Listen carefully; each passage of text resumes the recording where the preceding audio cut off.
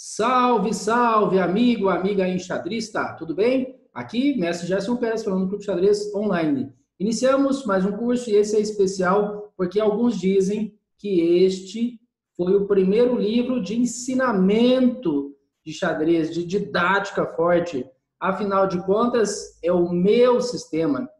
Isso, meu, não meu sistema, o sistema do Nisovich, mas ali ele estava explicando, então, como que ele analisava as posições, como é que ele via a estratégia, como é que ele via a tática, os finais, como que ele enxergava o estudo e a prática do xadrez. Heriberto, tudo bem? Bem-vindo.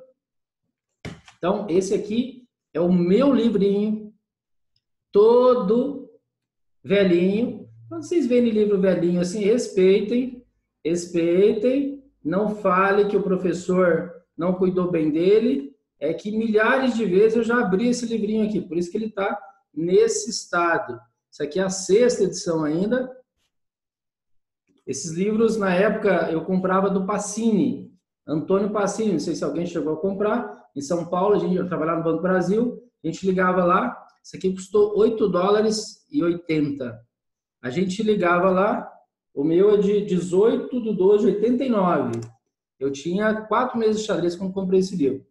A gente ligava, passava para ele ali um doc, ele recebia o doc, pedia o livro, às vezes não tinha lá no estoque dele, pediu o livro, muita coisa era pedido ali da Argentina, tinha alguma coisa de Europa também, e de repente, Charlon presente aí, tudo bem? Legal, hoje nós estamos com o Carlos, o Douglas, o Hamilton, o Heriberto, o Jefferson, o Michel, o Sérgio e o Charlon. Então, de repente, chegava o livro, correio entregava e tal, era uma dificuldade danada para poder conseguir material. Hoje você faz assim, lá na Amazon, por exemplo, pronto, o livro já chegou. Então, esse é o primeiro contato que eu tive, né, com o Nisovich. Depois teve Prática de Meu Sistema, é um livro que eu nunca li, é o Bloqueio dele, que é um livro famoso também, mas não estudei. Mas Meu Sistema, estudei muitas vezes, com os alunos, inclusive, e a Prática do Meu Sistema. Inclusive, hoje tem, né, pela editora Solis, hoje estava divulgando até algo da editora Solis, o livro do Fischer, Bob Fischer em Cuba. Hoje, o Fischer faria 77 anos, né? Hoje ele faria 77 anos. Olha o Caio aí, tudo bem, Caio? Beleza? E hoje, então, é aniversário de nascimento do Fischer. Ele é de 9/3/43. E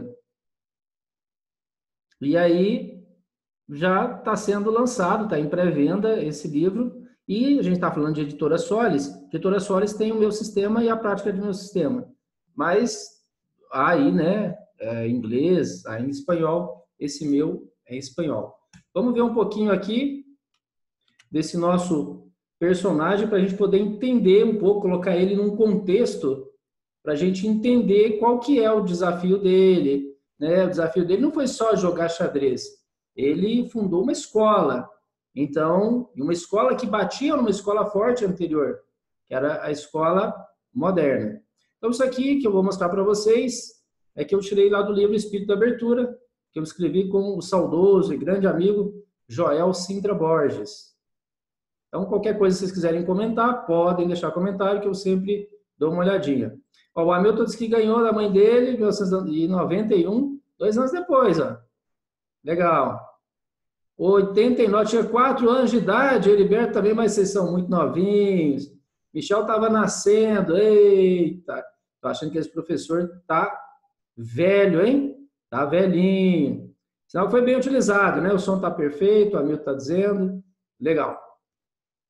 Então, isso aqui é de lá, tá? O livro O Espírito da Abertura é um trecho pequenininho, só para vocês contextualizarem aquilo que nós vamos estudar, a importância dessa obra. Essa obra é de 1925, a importância, ele morre em 1935, a importância dessa obra para o xadrez, mas vamos olhar um pouquinho da biografia dele para ficar mais claro isso.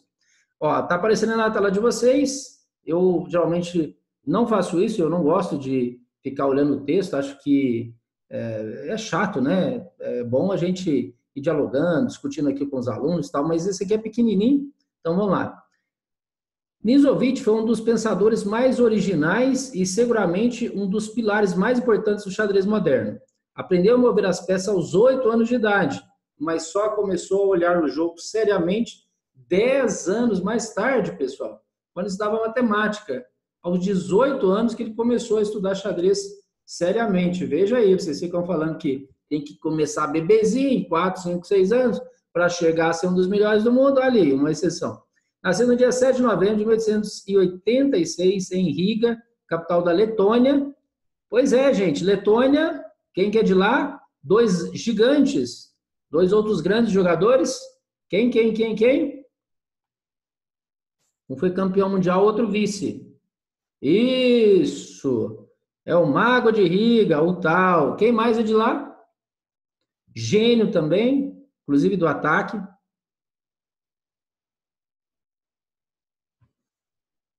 O quê? Esqueceram do outro jogador fortão lá da Letônia? É o Shirov, nós já estudamos o Shirov aqui. É o Shirov, também é de lá. Lá só nasce gênio do ataque. Bom, o Nisovich era mais posicional, né? Então lá só nasce gênio, pronto, pode ser do ataque ou não. Então, capital da Letônia, de pais judeus, desde cedo conheceu a discriminação racial, que certamente marcou muito sua personalidade. Assim, paralelamente com sua genialidade e grande capacidade de trabalho, sempre foi uma pessoa muito nervosa. Isso aqui eu vou comentar. Alguns acham, né? Alguns especialistas acham que ele não chegou a ser campeão do mundo. Bom, muito difícil na época, né? 1925 a 1930, acreditava-se que ele era o terceiro melhor jogador do mundo, mas tinha ali Capablanca e Alekhine, difícil superar os dois, né? Então, especialistas acreditam que 1925, 1930 foi o auge dele e que ele era o terceiro melhor jogador. Mas o grande problema dele era muito nervoso, extremamente nervoso. Devia pescar. Cadê o doutor Antônio, nosso amigo? Devia chamar o Nisovich para pescar de vez em quando. Nós temos um enxadrista aqui, especialista em pesca. É só levar ele para pescar uns tempos e ia ficar mais tranquilo. Facilmente irritável, super sensível a críticas e quase patologicamente desconfiado da personalidade dele.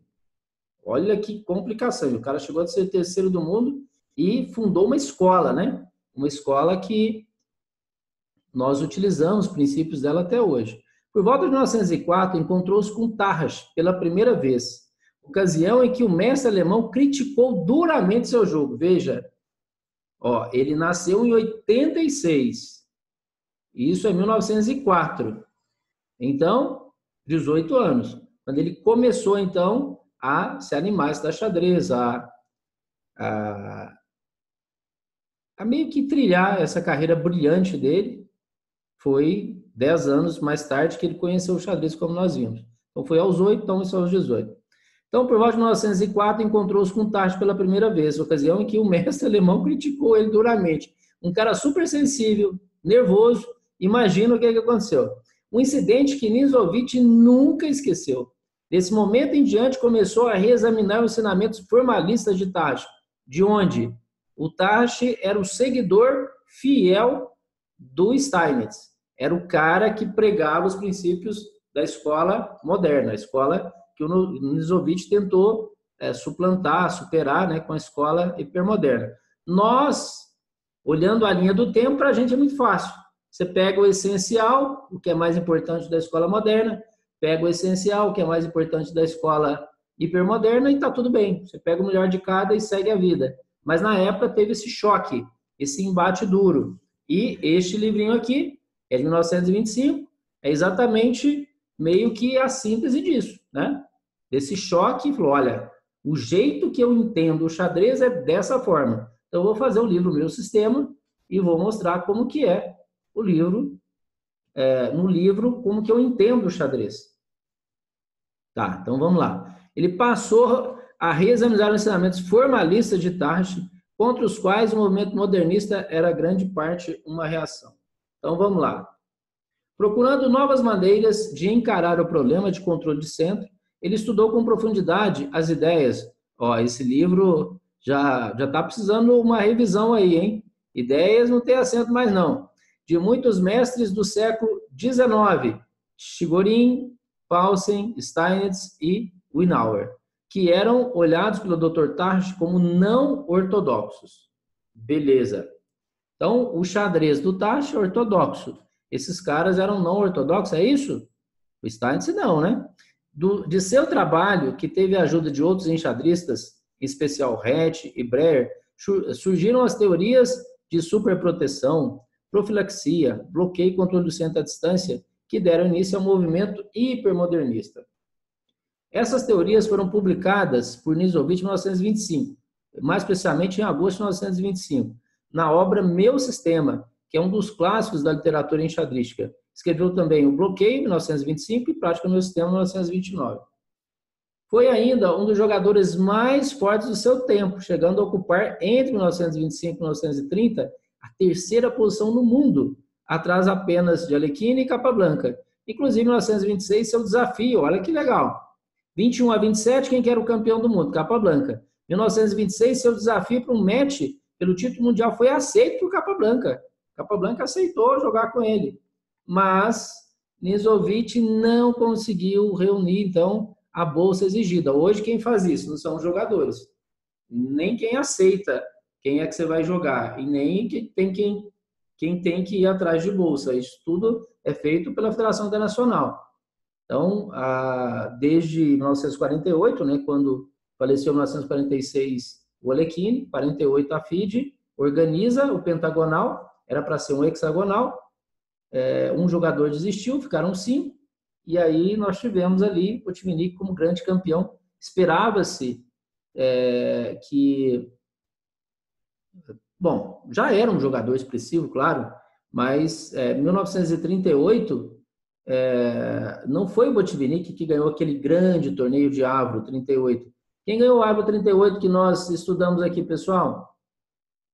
Inclusive, esse cara é considerado um campeão sem coroa, né? Esse cara é um cara muito forte. Quem ganhou o Avro 38? Que em 48 era um dos favoritos para ser o campeão do mundo. Mas o Botvinnik dobrou todo mundo lá e sagrou-se campeão. Então, de 48 para cá, se vocês lembrarem quem foi, coloque aí. De 48 para cá, a FIDE que organiza tudo isso, mas na época você desafiava o campeão do mundo. E ele estabelecia uma bolsa. Estabelecia uma bolsa de prêmios. E você tinha que ir atrás dessa bolsa, tinha que arranjar patrocínio. Senão, e ele não conseguiu. Então, ele não conseguiu, em 1926, ser o desafiante. Da Letônia, migrou para a Alemanha, depois para a Suécia, e finalmente para Estocolmo, na Dinamarca, onde viveu o resto de sua vida, vindo a morrer em 1935. Relativamente jovem, né? Porque olha quando ele nasceu. Ele nasceu em 86, faleceu em 35. Muito novinho, né? 49 anos, é isso? 49 anos ele tinha. Então, aqui já está assentado aí alguns dos problemas que ele vai enfrentar, que é exatamente essa luta ferrenha com o Tarras. Luta no campo das ideias, né?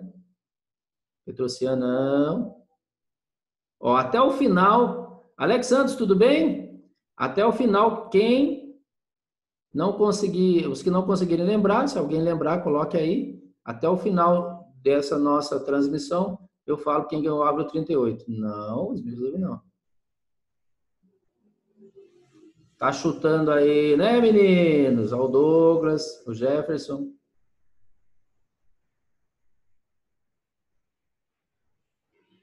Isso! Eu ia falar o país dele, aí ia ficar fácil, né? Eu ia falar Estônia, gente, Estônia. Então, 48, quem chega ali, né, já, porque 38, porque depois estoura a guerra em 39, só termina em 45, aí a atividade enxadrística caiu muito.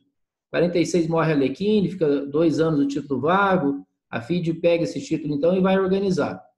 É o Fine que desiste, né? Eram 6 jogadores, um desiste, passa a ser 5, e aí faz lá esse pentagonal. Mas o Kelly chega como grande nome ali para ser o campeão do mundo. Ele ganha a Avro 38, que foi um torneio, estava todo mundo lá, né? Bom, vamos lá.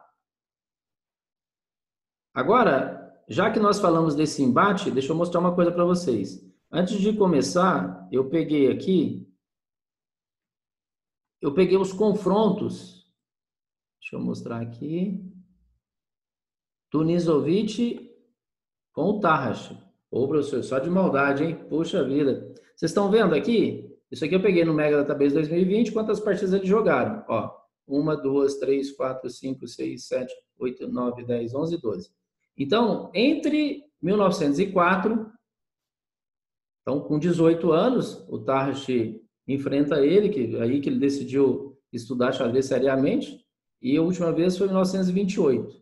Eles passaram 24 anos se enfrentando. Vocês estão vendo? Vocês estão vendo essa informação aqui que eu estou mostrando? Agradeço demais aí a presença do Alex, do Caio, do Carlos, do Charlon, do Douglas, do Hamilton, do Heriberto, do Jefferson, do Michel e do Sérgio. Estamos começando aqui o meu sistema. Lembrando que da forma que nós estudamos é exatamente fazendo esses paralelos. A gente não vai quebrar direitos autorais da obra, apesar que em Tendo Falecido em 1935 já se esgotou, né? Ele caiu em domínio público já, porque é do período de falecimento do autor, você conta 70 anos. Então, desde 1935, 2005, já se completou 70 anos, isso cai em domínio público já. Então, a gente poderia estudar a obra inteira sem problema. Mas aqui interessa mais para a gente mostrar o conteúdo, comparar com outras obras, o que estava acontecendo no universo do xadrez quando era alguma coisa mais para trás, pegar partidas de terceiros, colocar alguma coisa minha, é mais mostrar a importância, especialmente se for obra, mostrar, né, a importância daquela obra ali, daquele jogador no contexto histórico. E chamar, convidar o aluno para poder estudar o livro. Então, aqui a gente meio que faz uma síntese, uma sinopse de tudo isso nesses 4 dias. E vê a parte técnica também, né? A gente olha bastante partidas, vê posições. Exatamente. A ideia é fazer uma resenha, né? Para não ter esse problema de direitos autorais e também para ficar mais interessante, porque o livro mesmo vocês vão pegar depois, mas aí é legal vocês já pegarem, né? Sabendo o que tem. Por exemplo, lembra quando a gente estudou o xadrez básico? Aí eu destaquei lá os capítulo 2 e capítulo 5. Esses são mais interessantes. Então a gente já pincela ali onde é mais importante. A obra do Seirawan, a gente estudou as 5, né? As duas com o Silman também, pegamos os pontos mais importantes. Aquele que tiver mais interesse, vai lá e aprofunda depois. Então, olha só, primeira vez que eles jogaram, teve 71 lances, empatou. A segunda, já, ó, Nizovic ganhou. Aqui o Tarrasch ganhou, estava 1,5 a meio. Nizovic ganhou de novo, 2,5 a 1,5. Aqui empatou. Ó, Tarrasch ganhou de novo. E empatou. Agora aqui, ó, ganha o Nizovic, empate, ganha o Nizovic, empate. Então, até aqui, igualado, né? Mas daqui para cá, aí ele ganha 3 e empata 3. Então, nas 6 primeiras partidas, estava ali igualado. Mas depois, o Nizovic já... Como é que é isso aqui, né? Essas 3 aqui. Então, ele ganha 3 e já empata as outras 3. Então, isso é 1914. Até 1914, o confronto é equilibrado. Mas de 1920 até 28, eles jogam mais 6 vezes, e aí o Nizovic ganha 3 e empata 3.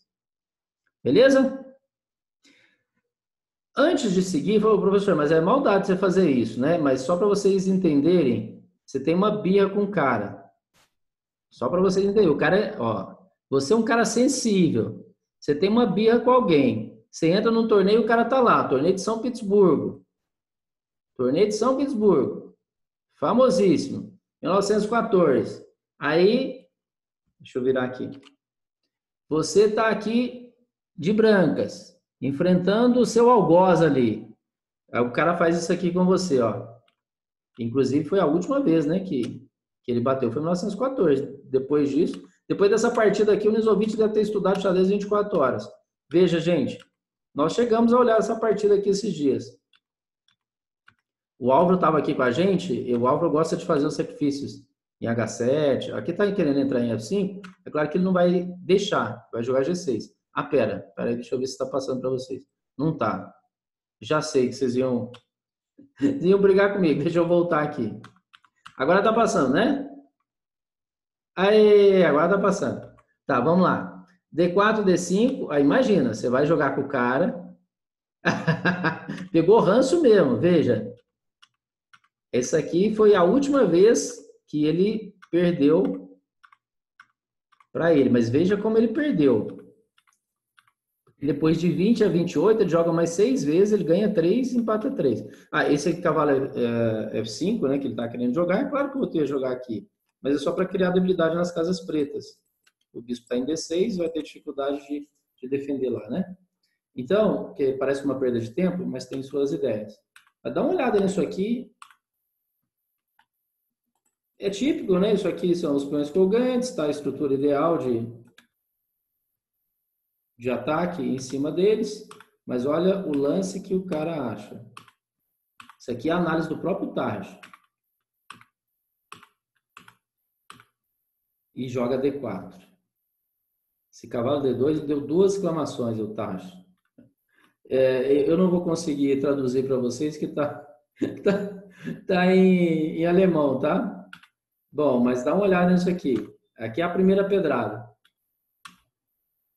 E aqui é a segunda pedrada. Você levar 2 pedradas dessa num torneio grande como esse, né, de São Petersburgo, torneio famoso, cara, e ainda daquele cara assim que se escreve as coisas, você bate nele, você tá todo mundo de olho, né, nesse confronto, porque tinha uma rixa, uma rivalidade. Jogou F3, ele leva mate, gente, dá uma olhada nisso aqui, ó. Leva mate, levou torre, ele joga. Ah, pera, calma. Rei B7. Isso B5 aqui. Assim foi a partida. Nossa Senhora. Isso aqui é a análise do Taj.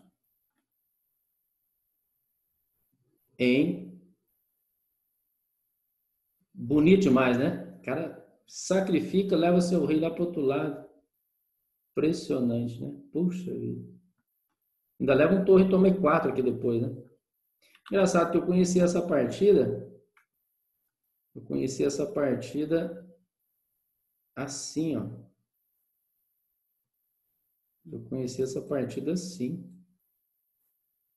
E mate. Estranho, né? E será que isso aqui é uma análise só?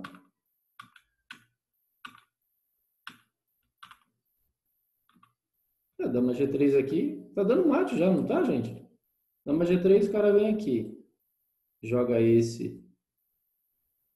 E vem aqui. Já é mate, não é?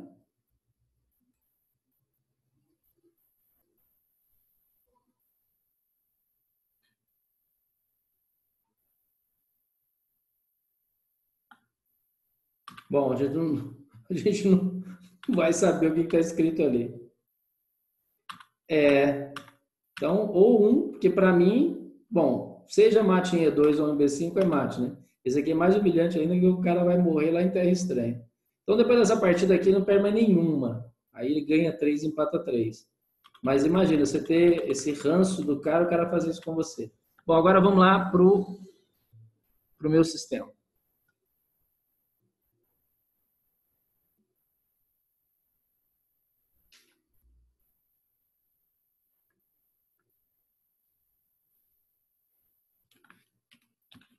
O Robervan mandou mensagem, falou que 21 horas ele entra. O Robervan não perde. Esses dias estava na estrada e estava acompanhando o curso, vê se pode. Bom, então é o seguinte, pessoal, vamos lá. O que nós vamos encontrar já no primeiro capítulo desse livro aqui?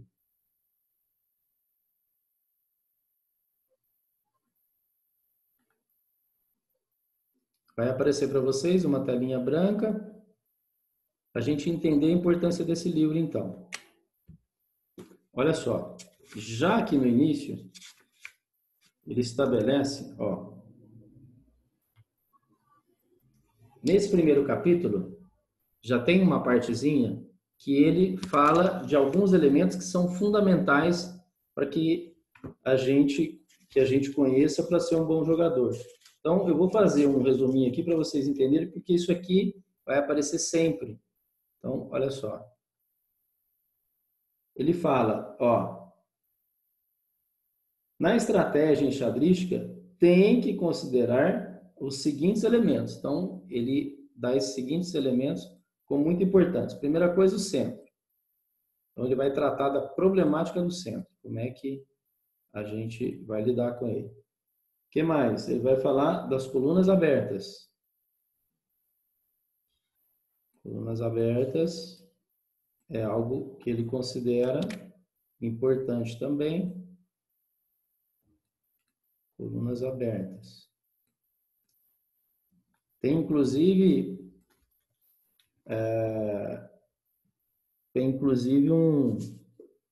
uma anedota dele.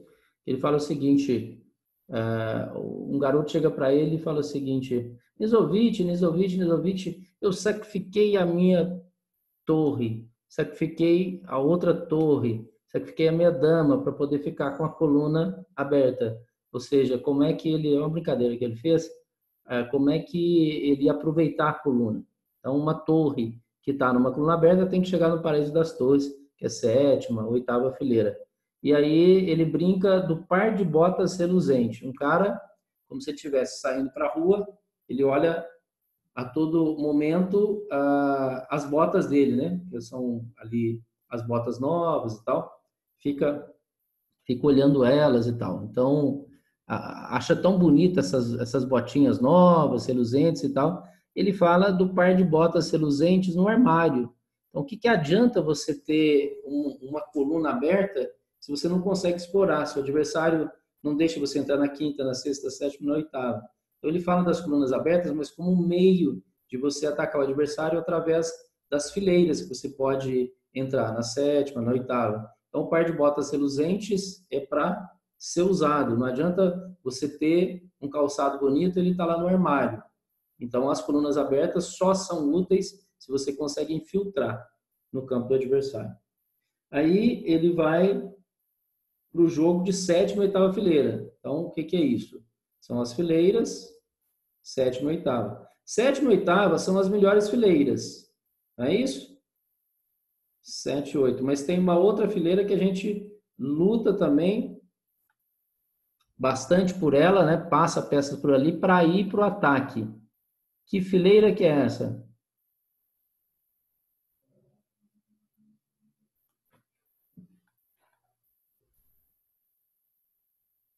Isso, a terceira só. Que a sexta tem os peões do adversário que geralmente não deixa você infiltrar. A terceira fileira sua, são aqueles canhões que você faz, né? Você passa ali na frente dos seus peões e vai atacar por G3, H3. Tem muitas posições que você faz isso. Então, os peões imediatamente à frente, ali, né, segunda fileira, você passa a torre na frente deles e essas torres vão atacar. Então, a sétima, oitava e a terceira fileira são as melhores. Sétima, principal, porque você ataca os peões pelo lado e também por trás, ainda fecha o rei. Oitava, você tira o rei da zona de conforto e essa terceira, onde você juntaria com outras peças para poder atacar. Então, vamos lá. O que mais que ele considera aí como importantes para a questão estratégica? Peão livre. Peão livre é o peão passado, pessoal? O que é o peão livre? Faz parte da maioria de peões, né? 2 contra 1, 3 contra 2, aquele peãozinho. Você pode criar o peão passado em potencial, né? Toda a estratégia, o peão passado, né? Toda a estratégia, especialmente de final, é em função desse peão livre.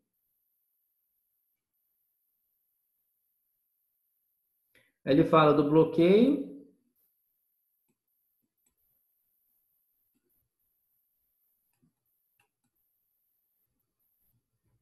Essa ele fala do bloqueio ou cravada, né? A gente está habituado a trabalhar isso aqui de forma bem diferente, né?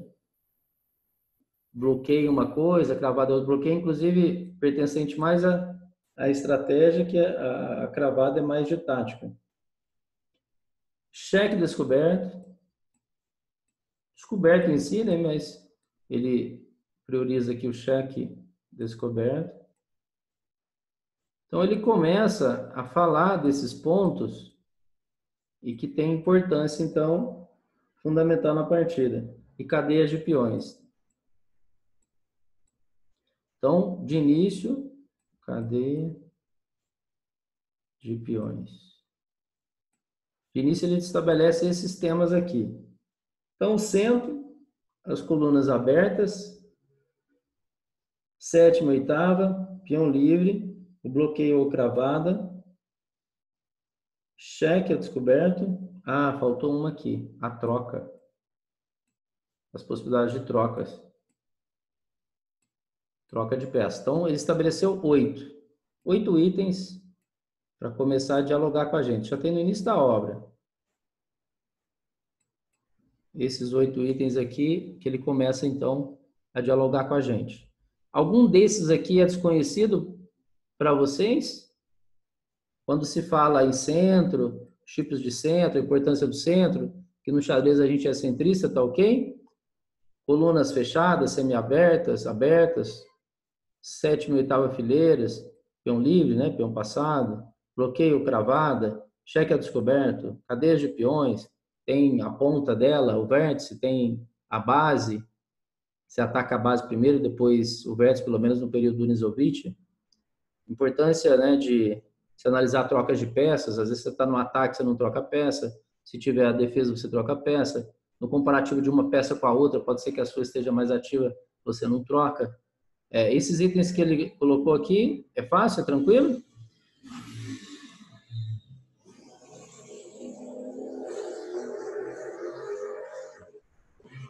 Ó, se já puder seguir aqui, aí vocês me falam.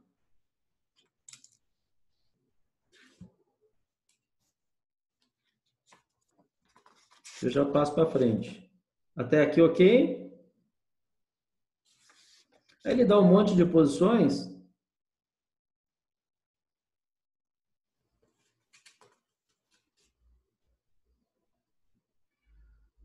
E vai analisando essas posições.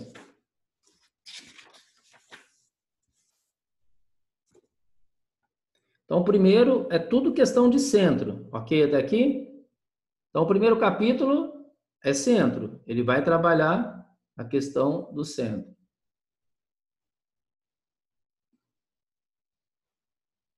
Então, deixa eu ver quem é que está chegando aí. Marcos Bombes, tudo bem? Antônio, tudo bem? Beleza? Olha o Sérgio aí, o Jefferson, o Heriberto, o Hamilton, o Douglas, Charlon, o Carlos, o Caio e o Alex. O Antônio, mais cedo eu estava falando aqui da importância de pescar, né? Dizem que o Nizovic era muito bravo, muito nervoso, muito sensível e tal. Então, para ele ficar mais tranquilo, ia falar para ele ir lá para as suas pescarias aí, né? Lá no Paraná, né? Aquela visita anual que você faz lá para pescar. Ele seria um cara bem mais calmo, não? Chegou de uma assembleia? Rapaz de Deus, o pescador chegou aí, ó. Então, aqui ele chamou isso de elementos, né, pessoal? Então, ele trata de elementos. Eu vou destacar desse primeiro capítulo 3 pontinhos, tá? Então, vamos lá. Ele chamou isso aqui de elementos.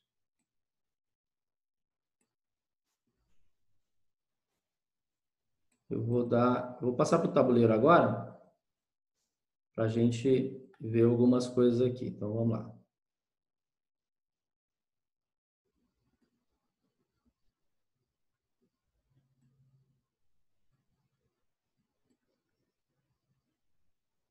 Pronto, vai aparecer o tabuleiro para vocês.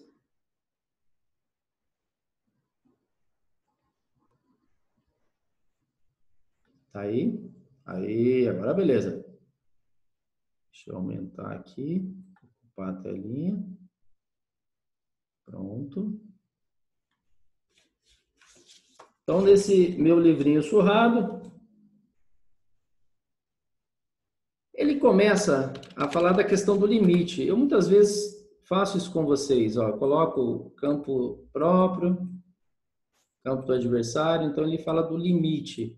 Quando a gente vai desenvolver as peças, existe um limite, quer dizer, campo dele, campo nosso. Então, toda vez que você passa uma peça para o campo do adversário, por exemplo, você coloca um bispo aqui, as brancas jogam um bispo aqui, você entrou no campo do seu adversário. Isso vai levar mais perigo para ele. Porém, leva perigo também para a sua peça. O cara tem 16 peças de lá. Você acaba de entrar com uma peça dentro do campo dele. Então, é perigoso para você, mas leva mais perigo também, né? Porque você entrou no campo do outro. Pode ser que gere alguma ameaça ali. Mas, então, ele faz essa divisão bem clara de 4 fileiras sua, 4 fileiras dele. Inclusive, toda vez que a gente tiver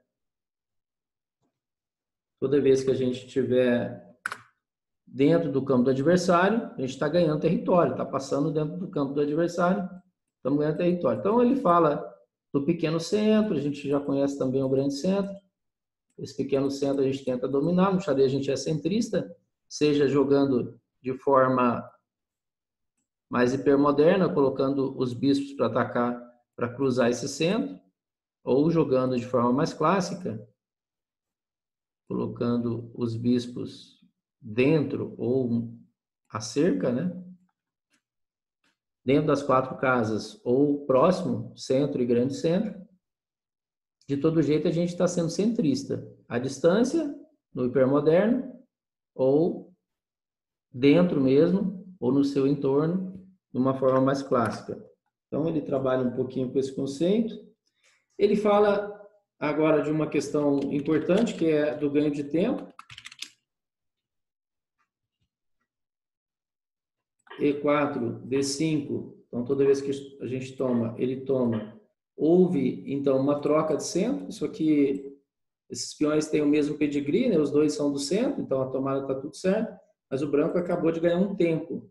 Então, nessa questão de domínio territorial, aqui o branco está ganhando um tempo, porque está ganhando o tempo na dama, e aí a gente consegue colocar mais rapidamente as nossas peças em jogo. Lembrando que isso tudo, a gente já estudou isso aqui, já sabe por que faz isso, é uma forma de desenvolvimento das pretas conseguirem jogar D5, porque é muito difícil fazer o D5. Não é? D5 é difícil, o branco joga E5 para você ver C5, o branco fica pressionando diretamente o D5 ou até o seu peão de E5. Então você vai ter que proteger seu peão e também tentar jogar D5. Então isso aí é algo mais rebelde que o cara faz D5 e aí ele consegue colocar a peça em jogo, mas com custo. Aí ele fala, né, do ganho de tempo. Ele cita uma outra posição aqui de muito contra-ataque central. Veja, E4, E5, cavalo F3, cavalo C6, D4, D5. Aí ele fala que essa posição aqui, ela não é legal, é uma posição duvidosa para as pretas. Tem um lance muito bacana aqui de brancas. Quem sabe o que a gente deve jogar agora? Branca joga e exclama. Esse D5 das pretas aí não é bom.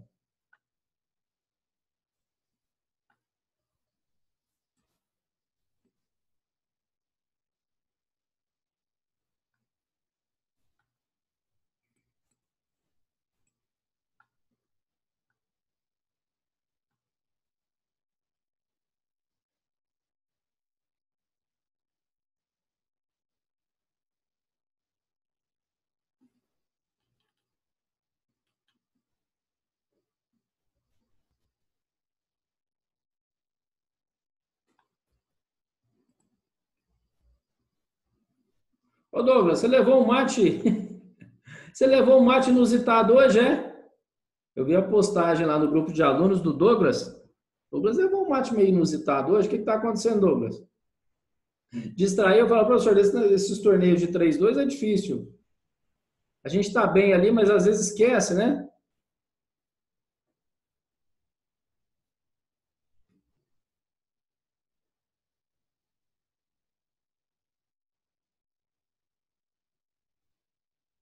Uai, o Antônio não está conseguindo ouvir a gente. Eita. Já tinha até esquecido? Ó, o Hamilton está dando a sugestão do bispo B5. É isso mesmo. Ó. Esse lance é muito forte. É mais esse problema aqui, ó. Que agora vai fazer cavalo E5. Então agora já te gera um monte de problema. Ameaça aqui, ameaça esse.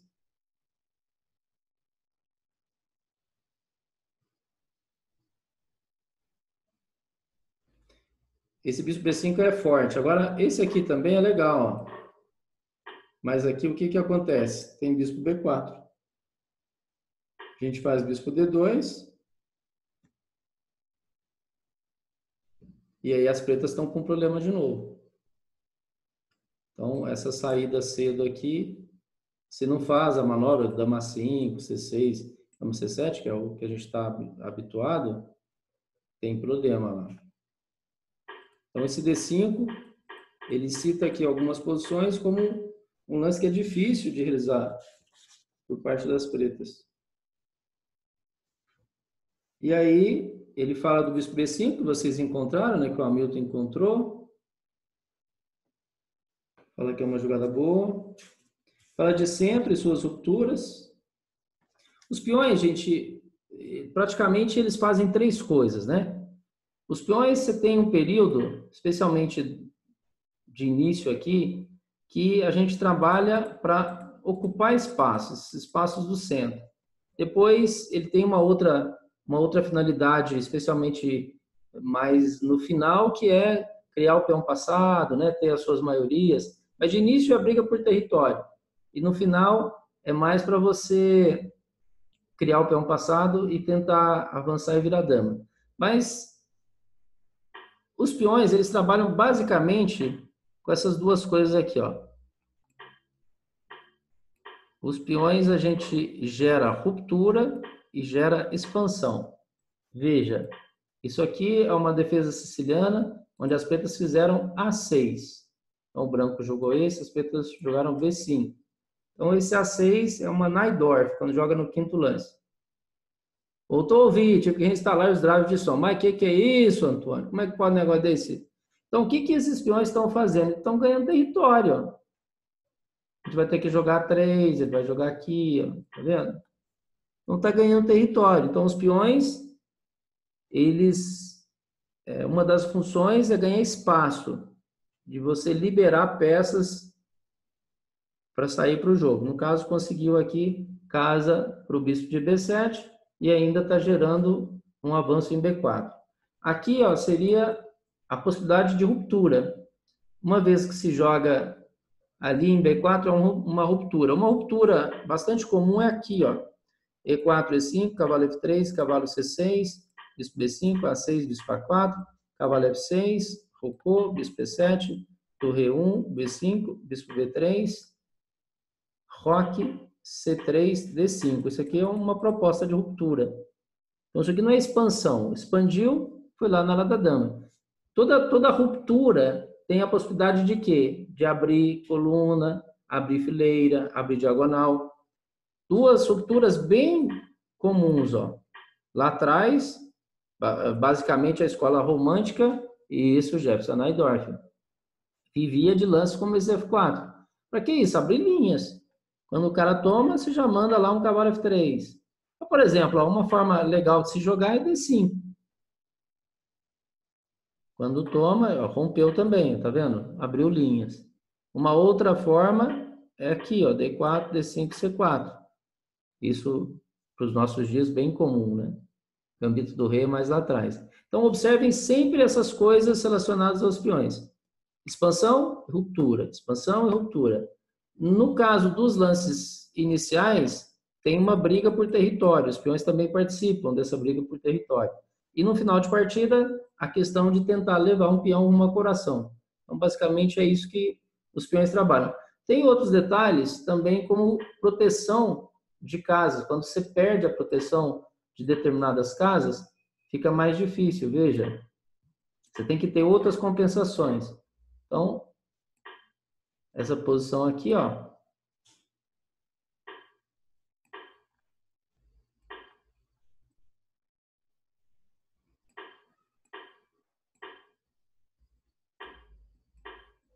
posição como essa, por exemplo, você tem peão atrasado numa coluna semi-aberta. Tá, isso já é um problema.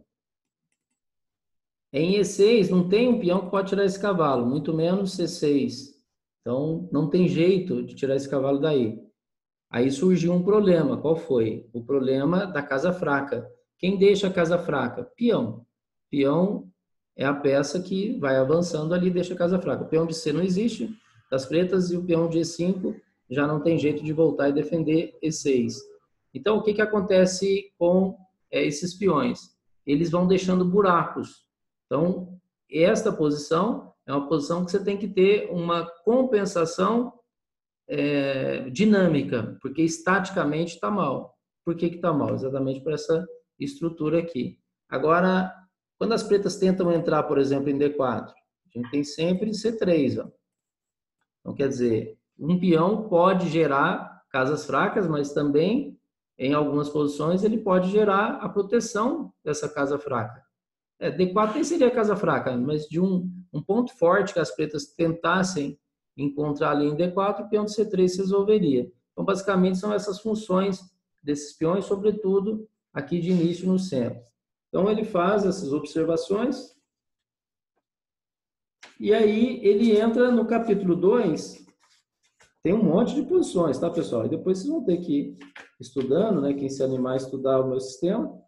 É uma obra extremamente polêmica, tem colegas, treinadores que adoram esse livro, são muito fãs, aplicam com os alunos. Tem colega que detesta esse livro, acha que já está superado, não gosta, acha complexo demais. O Nizovich tem os caras que amam ele e tem os que odeiam.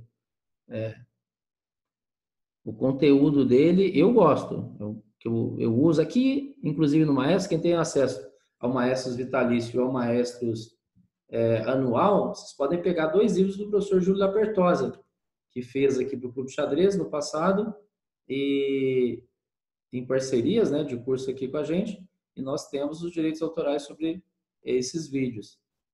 Então, ó, Alex, Antônio, o Caio, o Carlos, o Charlon, o Douglas, o Hamilton, Heriberto, o Momesso, o Ricardo, o Sérgio.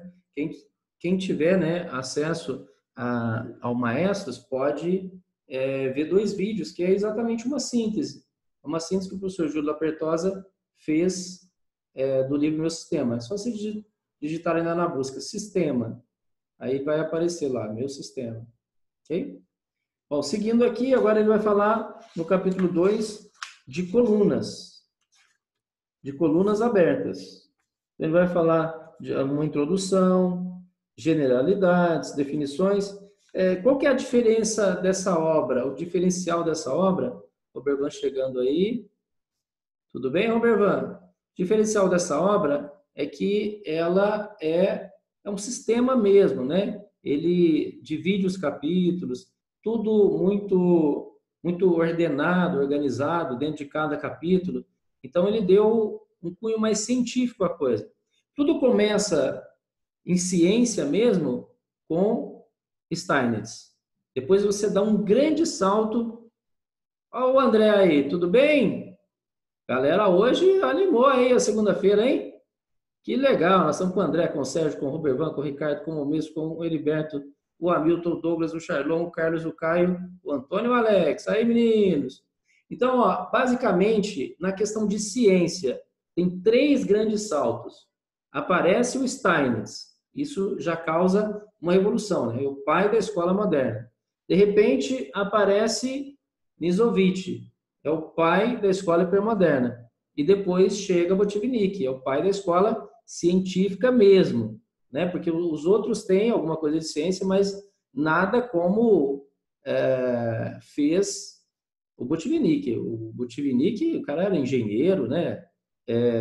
Tinha uma mente toda assim de planificação, de ordenamento, e ele encarava o xadrez exatamente como uma ciência.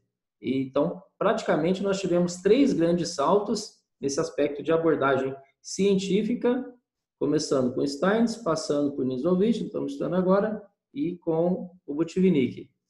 O Steins, nós estamos vendo vários matches dele, tá já no Maestro, é só vocês digitarem ali Steins. Tem material do GM Evandro Barbosa, ele fez dos campeões mundiais e também fez do... ele fez também do Marim, o Aprenda com as Lendas, eu acho que tem Steins lá. E o que eu fiz, né? Esses matches. Então, vocês digitam Steinitz e para Botvinnik tem as partidas seletas. O Botvinnik nós temos 4, 8, 12. Nós temos 12 vídeos de 2 horas cada, 24 horas de treinamento lá do Botvinnik. Então, tem muito material. Tem material que o Jaime Evandro Barbosa fez também. Botvinnik, os campeões mundiais ali, também lá do Marinho. Beleza até aqui? Vamos lá para as colunas abertas? Então, olha como ele faz o tratamento ali. Ó. Tem a introdução, generalidades e definições. Então, pessoal, ó, do jeito que está aí, não adianta nada para as torres, está tudo fechado. Então, quando você tem colunas fechadas, o que a gente tem que tentar fazer? Está tudo coluna fechada. Então, o que você vai tentar fazer? Abrir. D4, F4, F5, D5. Então, você coloca uma torre em D1 e tenta fazer o D4. Você coloca uma torre em F1 e tenta jogar o F4. Então, coluna aberta é que não tem peão. Semi-aberta só tem de um lado, não tem do outro. Por exemplo, aqui tem uma briga boa de coluna semi-aberta. Ó, já está estabelecido. Coluna D é do branco. Coluna C das pretas. Então, onde você vai ter muita atividade com a torre? Aqui, para o branco. Onde você vai ter muita atividade com a torre? Aqui, para as pretas. Beleza? Então, ele vai colocando alguma coisa assim. E essa posição aqui, eu falo sempre com os alunos, eles acham estranho isso, mas a primeira vez que eu estudei foi exatamente nessa obra aqui. Essa posição aqui, ó.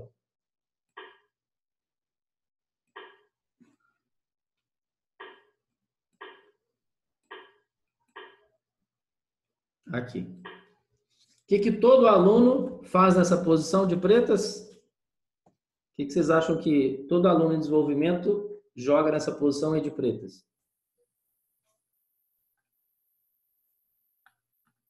Que não é bom, inclusive.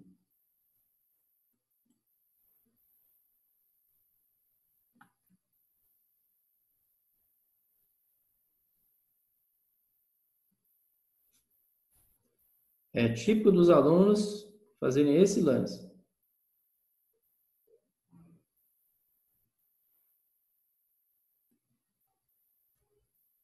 O André está dando boa noite para a gente. O Douglas disse que gosta do Niso. Já fiz lá no Maestro o curso do Júlio. Também estudei o livro físico. Muito bom. Isso. O cara sempre toma. Agora, tem 3 problemas aqui. Vamos ver se vocês conseguem identificar. As pretas ajudam o branco de 3 maneiras tomando em E3. Quem consegue colocar aí, gente? 3 vantagens de ter esse peão dobrado em E3 e E4. Peão dobrado, em geral, é ruim. Isso. Aqui apareceu uma coluna semi-aberta. Quando a gente rocar, o cara rocou lá. Quando eu rocar, não preciso mais achar casa para a torre. Ela já está aqui numa semi-aberta. O que mais? Isso. Reforça o avanço para D4. Tão difícil a gente fazer D4, né? Então, aqui já tem um apoio. Está faltando mais um detalhezinho.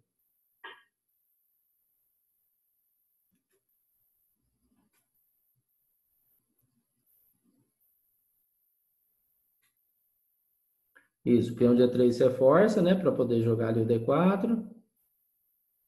Ok, que mais? Abriu a coluna F.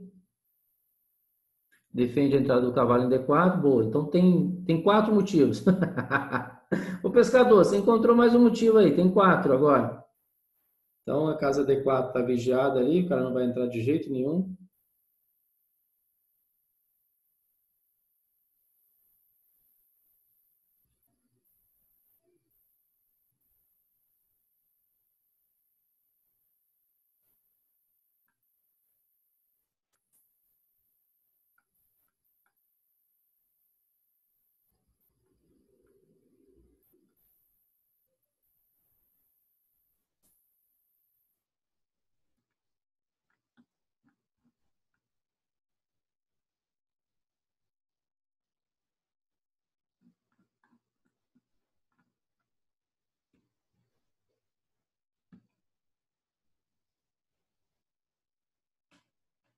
Evita D5 das pretas. O domínio D4, D5, F4, F5 pelos peões, ok. Trocou o bispo.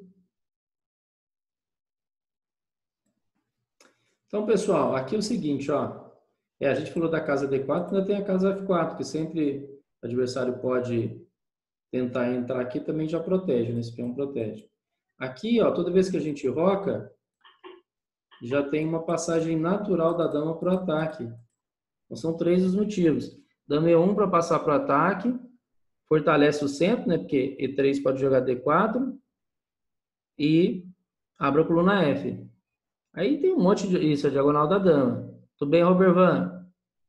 Então, tudo que vocês falaram está certo. A casa D4, casa F4, tem várias coisas aí, mas basicamente é isso. O que ele recomenda, então, para as pretas? Recomenda bispo B6. Mas, professor, mas o que é isso? O cara perde um tempo, já está de pretas. Aí vai tomar lá, vai dobrar os peões. E aí, gente, qual foi a compensação das pretas? Do branco, pela debilidade, foi tudo dinâmico. Dobrado, problema estático. Mas coluna F já é dinâmico, né? Para poder jogar o D4, ali seria dinâmico também, né? Ruptura no centro. Isso, aqui a gente consegue ganhar, então, essa coluninha lá. Apesar do peão dobrado. Mas que, em geral, não vai fazer muita diferença aí, né? Uma ou outra posição só, no finalzinho, só de peões, que às vezes você precisa de um tempo, pelo fato de estar dobrado, você não tem aquele tempo. Mas dificilmente alguém vai perder uma posição porque está com o peão dobrado lá em B6 e A7. Então, o que o cara consegue é exatamente a coluna. Por isso, aqui segue a vida, né? Esse roca, o outro roca também, tipo, dama D2, um bispo E6. E aqui poderia ser jogo de criancinha, aqui a gente está numa jogo pianíssimo, e terminar o desenvolvimento ali. Então, são essas coisas que ele trabalha. Trabalhou lá no centro, explicou os tipos de centro, aí agora está falando das colunas. Então, o bispo toma E3 abriria uma coluna, o bispo toma B6 abriria outra coluna. Aqui, qual que seria a ideia do branco para gerar abertura de coluna? Esse, né? E4. Mas sempre ficando de olho aqui no E4. Ó. Que, por exemplo, essa posição já está caindo o peão, não está? Ah. Então, não é qualquer hora ali que você pode, Ricardo, de volta, que você pode avançar D4. Mas a ruptura, então, está tudo preparado para você fazer D4. Está tudo preparado para jogar aqui. Muitas posições. A gente tem assim também, H3 e H6, para ter aquele respiro. Esses nunca, né? Essas posições a gente não faz isso, porque o cara sempre toma. Está sempre tomando aqui, entortando a estrutura. Isso aqui não é bom. Essa dobradura aqui de C para B não é bom. A para B tudo bem.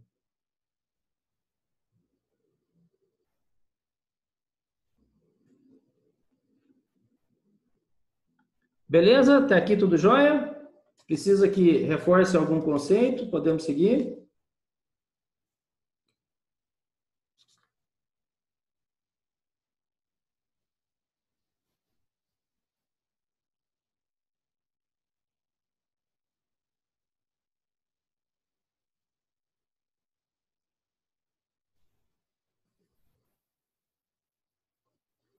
Vou colocar uma posição agora para vocês analisarem da partida Sir George Thomas e Alekhine, que ele traz aqui na página 23, torneio de Baden-Baden, 1925. Então, vamos lá, já é uma posição já mais avançadinha.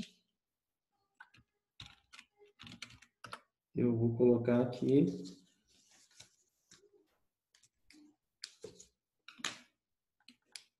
Então, para a gente analisar.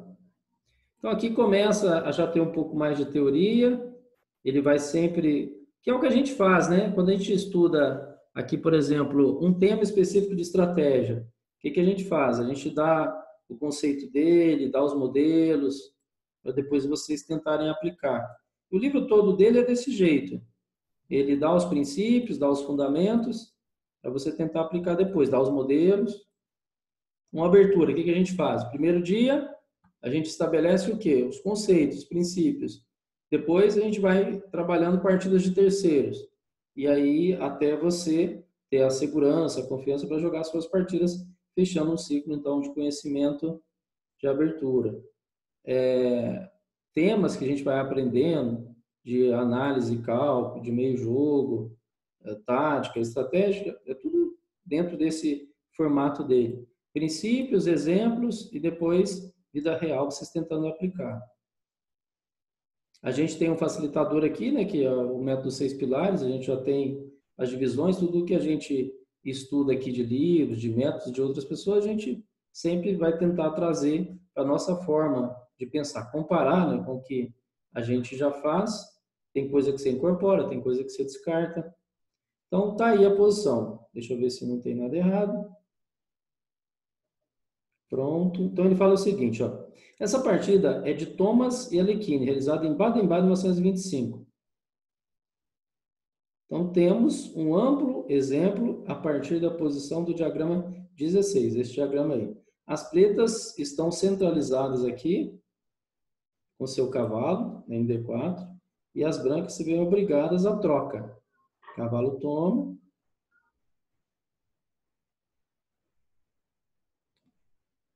Aí a gente tem esse toma, como é que é? Deixa eu ver como é que tá isso aqui. Cavalo aqui, né? Cavalo toma lá. Dama toma aqui.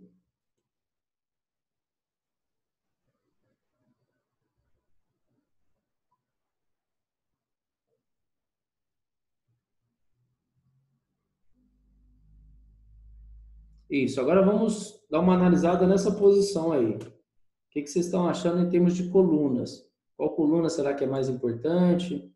Coluna das brancas, das pretas, tem um peão caindo lá em E7. O que vocês estão entendendo dessa posição aí?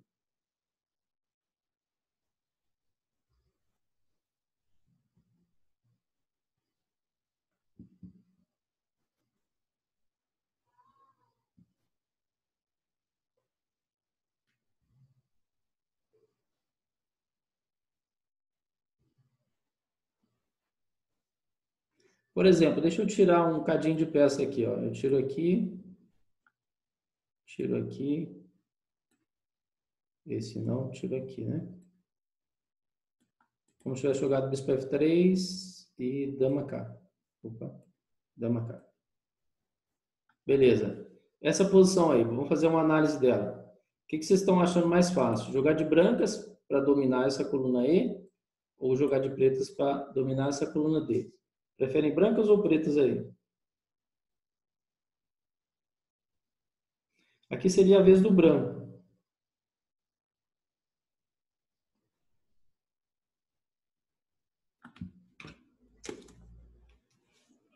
Preferem brancas, pretas? O que será que o branco está querendo fazer? Se você for jogar de brancas, já pode tentar ver o que fazer de brancas. Ou se você for de preto, já tentar entender o que o branco pode fazer para você lutar contra. Mas lembrando que é um capítulo que está trabalhando colunas. No caso, a gente tem colunas semi-abertas. Coluna E coluna D. O que vocês estão achando dessa posição?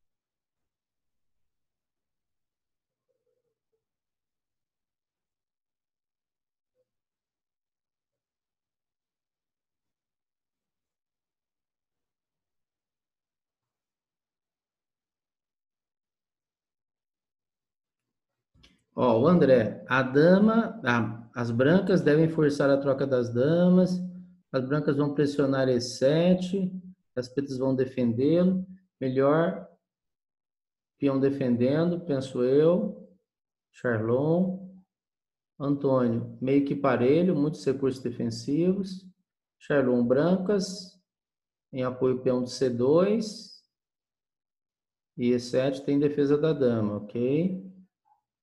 Tá. Antônio, parece que a coluna F está mais favorável para as brancas, pela possibilidade de avanço imediato F5. Opa, olha que legal. O equivalente aqui, né, para as pretas, no caso de contra-ataque na ala da dama, seria C4. Então, o que o branco pode fazer em F5, as pretas poderiam fazer em C4. O que será que é mais eficiente aqui? O F5 do branco, C4 das pretas, quem está em condição melhor para fazer? Aqui, as colunas que já estão semi-abertas, dá para fazer alguma coisa? Dá para trabalhar em cima? Ou não? Por enquanto, só estão aí que a gente chama de peso 1 e peso 2. Peso 1 existe a debilidade, ou seja, tem a coluna semi-aberta, mas não é possível aproveitar, não é possível pressionar E7, não é possível pressionar D3. Então, isso são colunas semi-abertas, peso 1, né? Não é possível explorar. Peso 2 tem a coluna semi-aberta e é explorado. Isso a gente aplica para tudo, casa fraca, peso 1 e peso 2, peão dobrado, isolado, peso 1 e peso 2. Então, é melhor atacar na área do rei, onde temos mais forças, especialmente com peças pesadas. Essas pesadas é importante se atacar o rei, né? Porque ataque ao rei com peça pesada é mais difícil defender. O rei que tiver mais exposto em peça pesada, perde mesmo.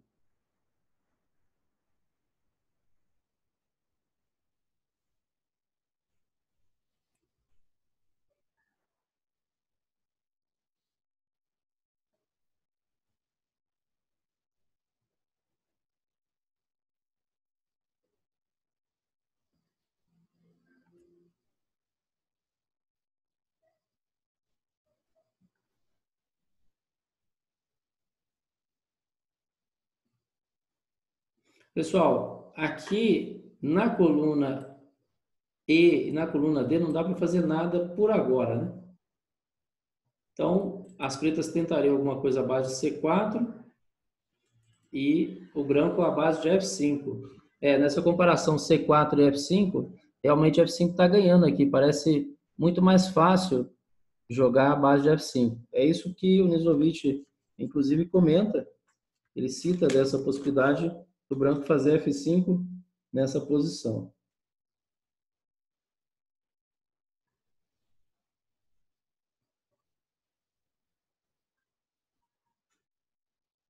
Então, depois de peão toma peão, tem uma posição bem tortinha aí, as pretas, por conta desse problema. Mesma coisa aqui, né? Se você tem uma posição assim e faz C4, também tem problema aqui para o branco, porque vai ter um ataque em C2. Então, pretas jogam F5, as pretas jogam C4. Peças pesadas, depois vai jogar dama G3, tem algumas possibilidades de ir lá, né? Então, F5 é o plano do branco, C4 é o plano das pretas. Aí tem que ver quem é mais eficiente. Vamos colocar mais uma posição nesse capítulo.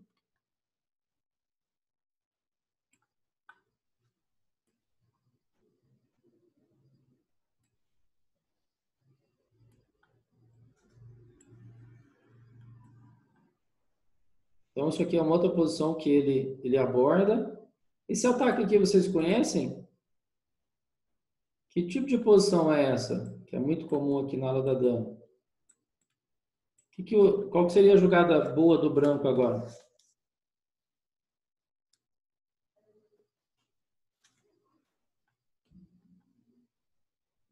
Quem conhece essa posição aqui? Tem muitas aberturas, tem essa formação das pretas. Como que o branco combate isso?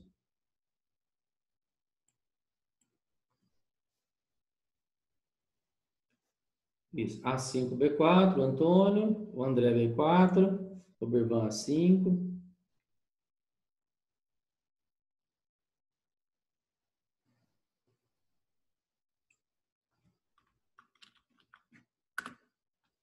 Ó, veja.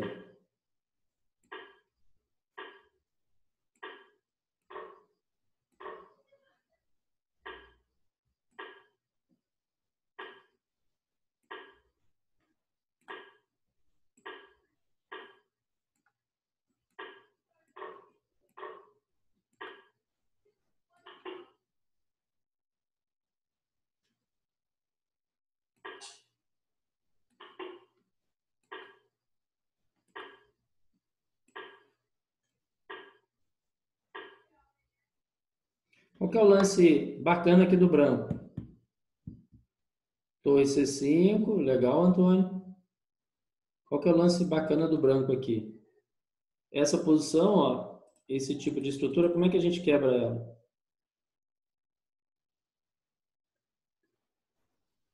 Isso.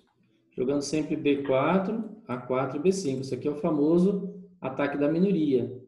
Então, isso aqui incomoda porque, por exemplo, começou esse ataque, a gente consegue fazer lá o B5. Se, opa, se toma, esse peão de todo jeito ele vai gerar ataques aqui, ó, fácil em A7, porque dificulta as pretas de fazerem A6, A5, né? Sempre tomar diretamente o ampassando, criando o isolado. Se não toma, também tem problema. Então, suponhamos que jogue de forma natural aqui, centralizando. Ó, fica um buraco em C5 e o peão atrasado em coluna aberta lá em C6. Tomaria lá, né? Quando fica ameaçando o ataque da minoria, o lance bacana aqui para a gente fazer é A5. Ameaçou jogar B4, já faz A5. Que agora, quando fizer, né, às vezes ainda tem que fazer B3, A3, B4. Quando fizer, você ainda tem essa possibilidade. Tem uma outra formação interessante, o mestre nacional, Jair Vicente Domingues, aqui em São Sebastião do Paraíso, ele joga uma formação interessante. Ele joga assim, ó, vamos supor esse. O cara jogou aqui, ele joga aqui. Aí você acha aquele esquisito, fala, nossa, tem um buraco aqui, e esse aí que ele faz cavalo B6 cavalo C4. Como ele vai colocar o cavalinho em B6 e C4, não tem jeito de você atacar, especialmente C6, que é o peão atrasado em C6. Então é uma forma interessante de jogar também e fica batendo sempre em B4 aqui, né? Através desse, no futuro pode passar a peça. Então, ou você bloqueia o B5, ou faz aquele A5 e toma, como eu falei, ou os dois no caso. Mestre, como se toma com o bispo não ganha torre? Se toma com o bispo não ganha torre? Aonde, meu Deus?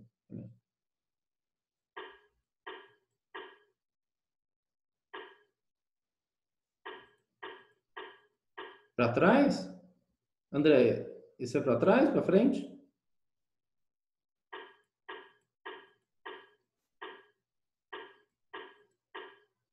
Assim? A tomada lá, você fala?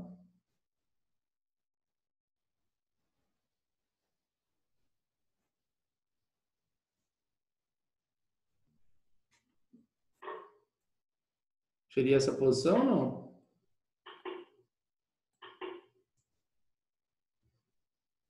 Ah, tá, na troca depois. Lembrando que eu só estou passando o lance de pretos, por exemplo, eu jogaria bispo G4. Mas a ideia é só passar lance para vocês entenderem. Ao invés de jogar aqui, jogar 5.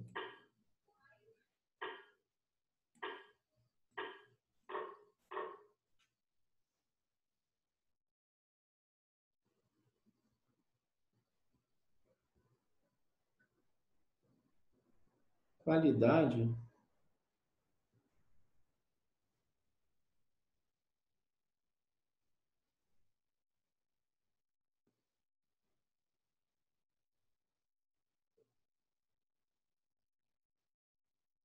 Tá, é essa posição?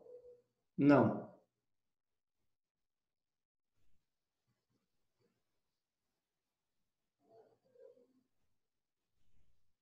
E agora o branco vai tentar jogar B5.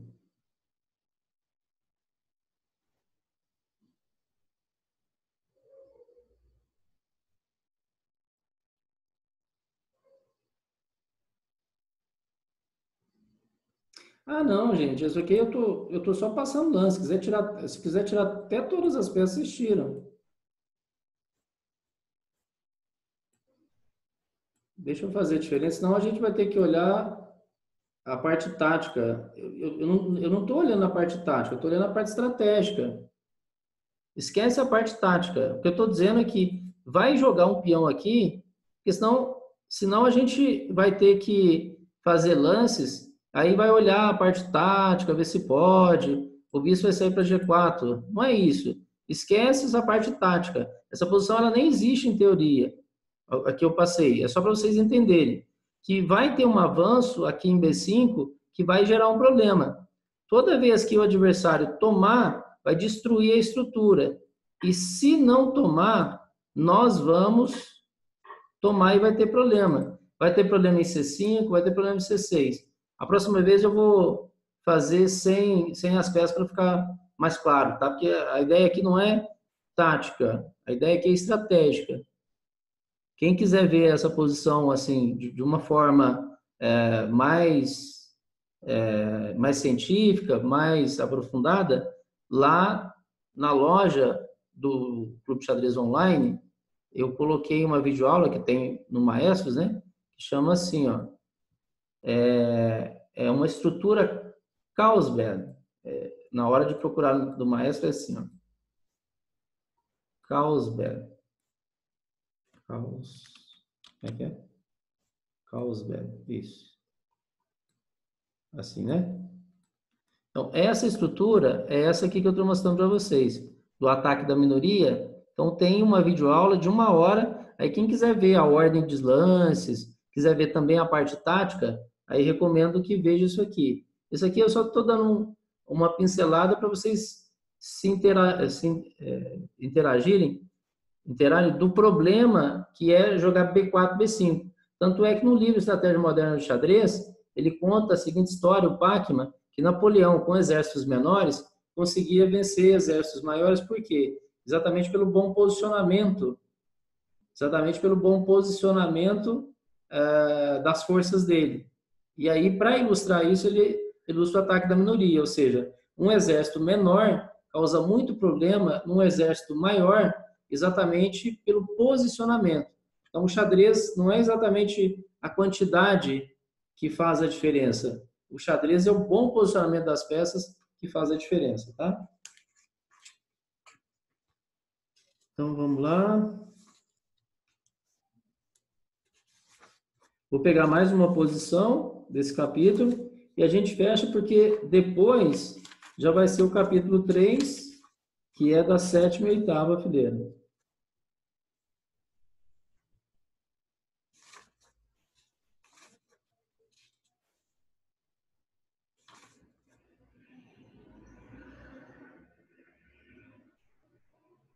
Agora ele vem com umas partidas. Então, isso aqui, Nizovic e Alapim. Vamos pegar então uma partida para a gente poder fechar o dia.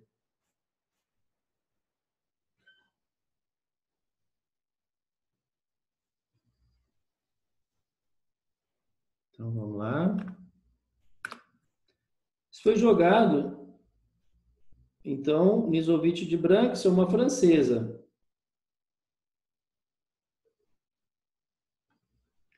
E4, E6, D4, D5, cavalo C3. Essa anotação minha aqui ainda é a descritiva. Peão 4 rei, peão 4 rei, peão 4 dama, peão 4 dama. Eu aprendi nela. Então, isso aqui é uma francesa, variante clássica, onde faz peão, toma peão. Hoje a gente joga ou E5 ou bispo G5, são mais usuais. Cavalo toma, cavalo F3, C5, cavalo toma, dama toma. Bispo E3, vai defendendo o peão, peão toma, cavalo toma, ameaça cavalo B5 a 6, bispo E2. Aí, pergunto para vocês, tem algum corajoso? Nizovic de brancas, Alapim, um forte jogador, né? Tanto é que tem a variante Alapim contra a siciliana, alguém conhecido? A Lapin, será que tomou em G2 ou não? O que será que acontece quando faz bispo toma, dama toma G2? A pergunta é, toma ou não toma aqui? Ele fala da problemática da tomada de peão na abertura.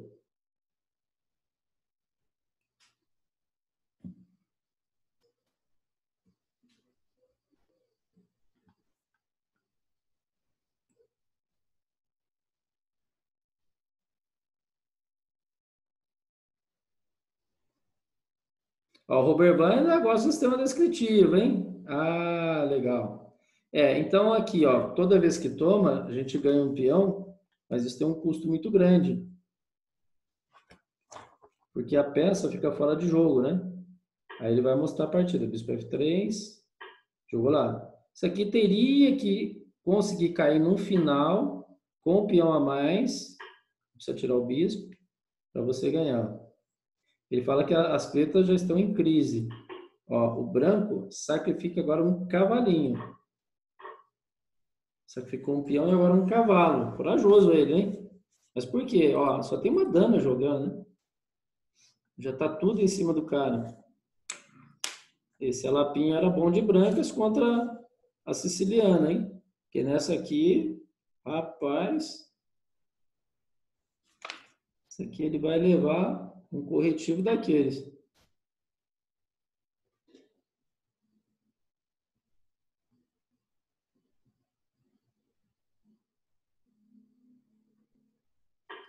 Aí bispo B6.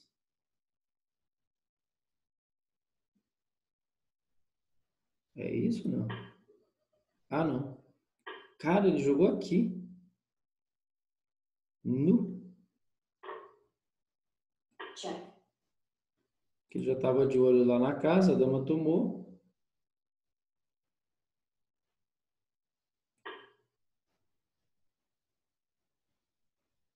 Check.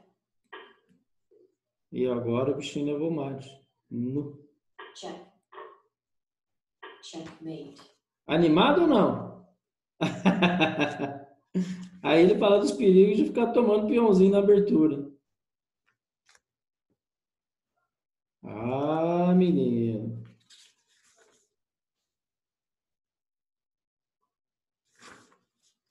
Então ele dá uma série de partidas agora e vai ilustrando os exemplos. Olha, já tem 8, 9, 11.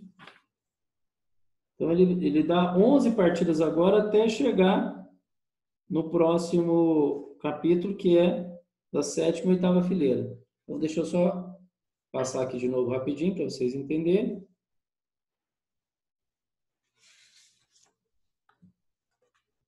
Qual que é a problemática, né, de se tomar ali.